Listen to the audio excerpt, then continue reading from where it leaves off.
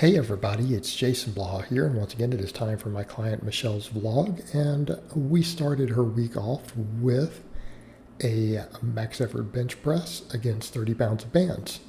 She got 145 in weight plus 30 pounds of bands, so we're pretty happy with that. Band's a little loose at the bottom, but she drove through the lockout pretty well once she got through her normal sticking point. So pretty happy with that. And of course, you guys saw the reel or short of that earlier this week. Afterwards, we do floor pressing.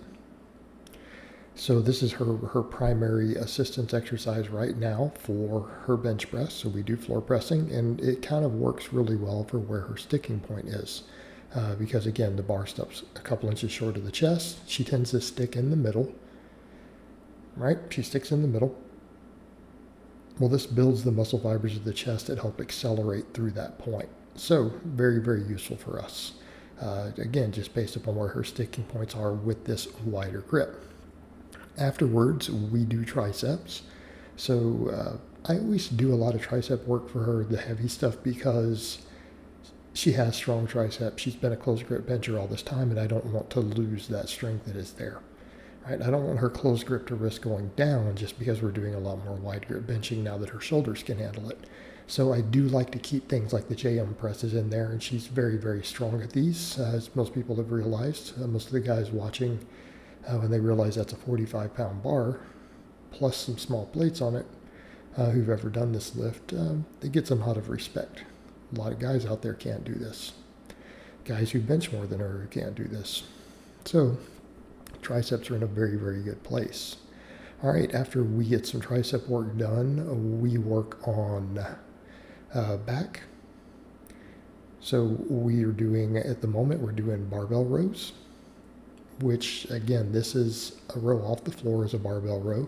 When you do it standing in the air, the bodybuilder style, that's called a bent over row. So a lot of people think of these as Pendlay rows is the name they call them, but I've done some videos and stuff explaining that in the past. It's Glenn Pendlay just calls them a barbell row, just like everyone else did, for decades. So, context, this is the barbell row. Okay, this is the barbell row. We reset on the floor on every rep. And I'm not saying one of these rows is better than the other. It's just, what the rows are. That's the traditional row. Afterwards, she does chin-ups. And she can do quite a few chin-ups at this point. Again, strong back, strong biceps. Strong lats and biceps. Although her back is getting pretty strong at this point too. In fact, her back doesn't seem to limit her deadlift at all as far as deadlifting goes. So it's actually more posterior chain that we need there. But yeah, she can do chin-ups, and then of course we finish off with shoulder work. And this is where I put the smaller stuff in, because she does a lot of big, heavy movements. So this is all a little bit more refinement. And this is what I'd like to do with a lot of my lifters for upper body stuff. We always do some pump type work, some bodybuilding type work in areas where they need it that might be, lacking a little bit from their overall programming. Whether they need it visually, whether they need it performance-wise, or just to fill out. Because again, weak links in our musculature represent potential weak links in our strength. And I've been having her do delt work for a while. And this is the reason that we've been able to do the wider grip benching. She had a lot of shoulder pain. We had a lot of issues with it. And she's historically not been able to bench wide grip. And I've got her to where she finally can, after years of only being able to close grip. And a lot of the shoulder work is part of the reason we've been able to do this. We've made her shoulders stronger. And because she had scar tissue and other stuff in there due to surgery and injuries, we didn't have the support musculature to be able to move the way that we needed her shoulder to move. And so by building extra muscle while working on certain things and movement patterns, we've been able to do that. All right, max effort lower day. This was a big PR. 325 off of a 1-inch block pull. Keeping in mind, she doesn't really get much out of a block pull. Now that was a little grindy at the lockout, but she did 315 right before, and it flew up. So the 315 was super clean. This was a little grindier, but again, this is the first time she's ever had 325 in her hands on anything. And because she's not really stronger off of these low block pulls than she is off the floor, this is a very, very good sign. Means we're probably getting real close to PRing her conventional deadlift off the floor again. And again, she's got a meet coming up. Afterwards, we do good mornings. And I just have her do the safety bar for now. A lot of reasons we would use different bars, but generally speaking, if we have specialty bars, I prefer my lifters use specialty bars. And so we use this one. And I actually never checked with her, at least recently. I need to look through the equipment list to see if she even has a cambered bar if I wanted to switch this up. But at the moment, I don't think there's a need for it. And it'll continue to build her back up, along with the posterior chain, which we do extra work for. All right, our next supplemental lift is the leg press, and at the moment I'm having her do these with a single leg. And the reason for that is that I can get a slightly wider stance. Again, that's one of the things I like too with wide stance stuff. It gives us a lot of the benefits we get from isolateral work.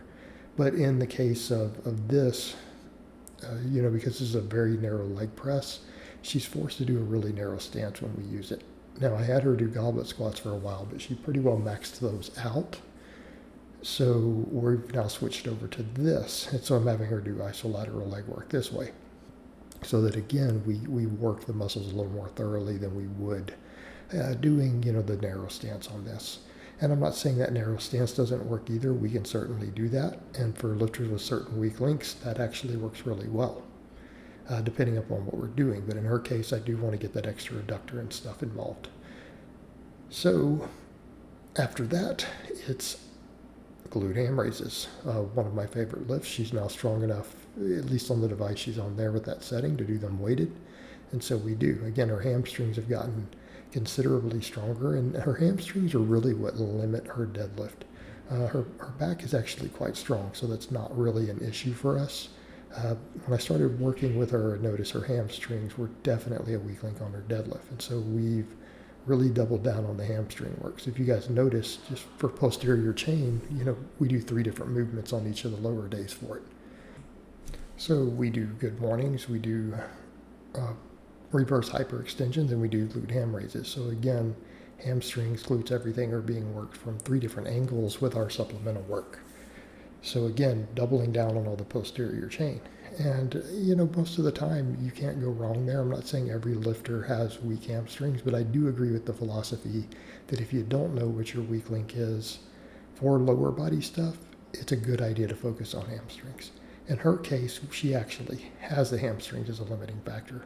And so it's actually identified it as one that is usually one that's just a safe bet to go with. So, of course, we work that. All right, dynamic effort upper day, and I'm taking some of the supplemental work out to keep this video to a reasonable length on the dynamic days because the supplemental work is very, very similar. But we do 9 sets of 3. We rotate grip, so she does 3 sets wide, 3 sets medium, 3 sets close. Then, of course, I have her do floor presses right now, which, again, we're doing 10s at the moment, and she's got a meet coming, so we may take these over a little bit heavier. We're going to change some stuff around this next block to get her meet ready. But floor presses are probably going to stay for a bit, or they'll be rotated over for some actual pause benching, or I may do the combination throughout the week. And then we do additional shoulder work again. So she does the front raises, side raises. We do all the other stuff we just did. I'm throwing this in just to, have a little variation in there. And then we get over to dynamic effort lower day. So at the moment she's doing speed boxes with chains. She's doing conventional speed pulls with chains. And then of course we repeat the same supplemental lifts that we were doing before. And again, that may change a little bit coming up as we get a little closer to meet. She's got one coming up I believe in February. So we have to get her ready for that. So some minor changes that we're going to make coming up in the next block that we've already talked about, some stuff she wants to try. She had asked me if she could try that she's seen from different things that I've put out. And so we're going to give some of that a go. All right, guys, but that's really all I have to say on that today. I hope it's been informative, and I'll talk to you guys next time.